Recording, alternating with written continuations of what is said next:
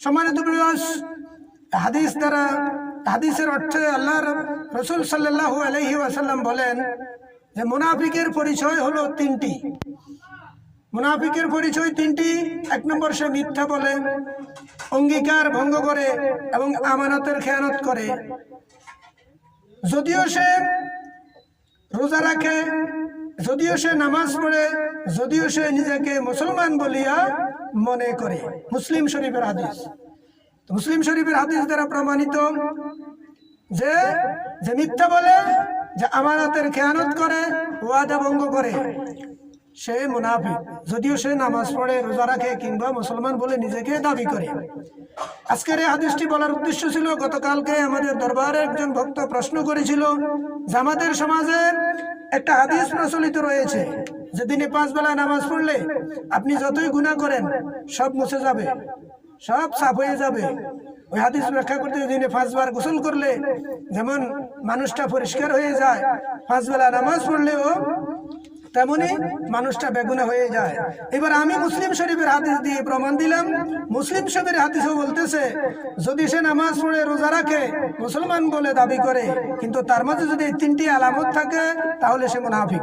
আর মুনাফিকের স্থান, ইন্নাল মুনাফিকিনা ফি দারকিল আসফালি মিনান নার, মুনাফিকের স্থান জাহান্নামের সর্বনিম্ন স্তরে। সম্মানিত ভিউয়ার্স, তাহলে বলবেন ওই হাদিসটি কেন এসেছে? ওই হাদিসটি কি আজগুবি শরীফের হাদিস নাকি আসল হাদিস?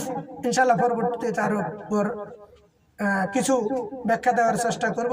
আজকে শুধু এইটুকুই বলে গেলাম, নামাজ পড়ো, রোজা রাখো, যাই কিছু করো বা মুসলমান বলে দাবি করো, যদি তোমার মধ্যে 3টি আলামত থাকে, তুমি মিথ্যা বলো, ওয়াদা ভঙ্গ করো, আমানতের খেয়ানত করো, তাহলে তুমি মুনাফিক। আর মুনাফিকের জায়গা জাহান্নামের সর্বনিম্ন স্তরে।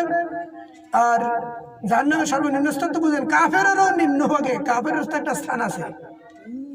কাফেরের চাইতে আরো নিকৃষ্ট, আরো খারাপ হলো মুনাফিক। আজকে ছোট্ট একটা মুহাব্বতের হাদিস বলে যাই।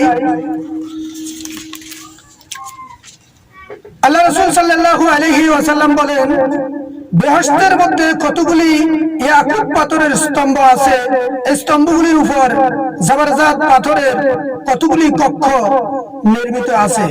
এই কক্ষগুলির বহু উন্মুক্ত ধার আছে, আর সেই ধারগুলি উজ্জ্বল তারকারাজির ন্যায় ঝিকমিক করিতেছে। সাহাবাগণ জিজ্ঞাসা করলেন, ইয়া রাসূলুল্লাহ সাল্লাল্লাহু আলাইহি ওয়াসাল্লাম, ওই সকল প্রকোষ্ঠগুলিতে কারা বসবাস করিবে? উত্তরে আল্লাহ রাসূল সাল্লাল্লাহু আলাইহি ওয়াসাল্লাম বলেন, যারা আল্লাহর ওয়াস্তে একে অপরের প্রতি মহব্বত পোষণ করে এবং আল্লাহর ওয়াস্তে একত্রে উপবেশন করে এবং আল্লাহকে পাওয়ার সন্ধানে একে অপরের সাথে সাক্ষাৎ করে থাকে। তাহলে সম্মানিত ভিউয়ার্স, আমাদের পীর মুরিদের মাধ্যমেও যে ভালোবাসা রয়েছে, সেটা আল্লাহ ওয়া রাসূলের মহব্বতেই। এবং আমরা পীর মুরিদ একে অপরের সাক্ষাতে যেটা করে থাকি, আল্লাহ রাসূলের সন্ধানে সেই মহব্বতে সাক্ষাৎ করে থাকি। এবং আমাদের দরবারেও যে খানার উপবেশন করা হয়, একত্রে বসে আল্লাহ রাসূলের মহব্বতেই করা হয়।